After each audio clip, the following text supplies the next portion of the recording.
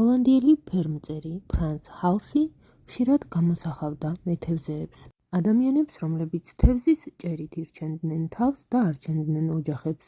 ნამუშევრები, რომლებსაც ვიდეოში გაჩვენებთ, 1630-იანი წლების დასაწყისშია შექმნილი. მეთევზე ბიჭუნა კალათით. ფრანც ჰალსის ამ სურათზე მეთევზე ბიჭუნაა გამოსახული, მისი მზერა მაყურებლისკენაა მიმართული.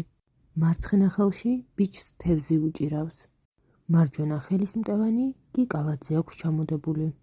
ფრანც ჰალსის ეს ნამუშევარი დუბლინში, ირლანდიის ეროვნულ გალერეაში ინახება. მეთევზე გოგონა. ეს ფრანც ჰალსის კიდევ ერთი ნამუშევარია. ჰალსმა გოგონა პეიზაჟის ფონზე გამოსახა. მარცხენა ხელით ის ქაშაყით სავსე ხის კალათს იჭერს. მარჯვენაში კი დაჭერილ თევზთაგან ერთ-ერთი უჭირავს. ნამუშევარი კერძო კოლექციაშია დაცული. ჰალსის კიდევ ერთი ნამუშევარი მეთევზე ბიჭუნა ანტვერპენის ნატიფი ხელოვნების სამეფო მუზეუმში ინახება.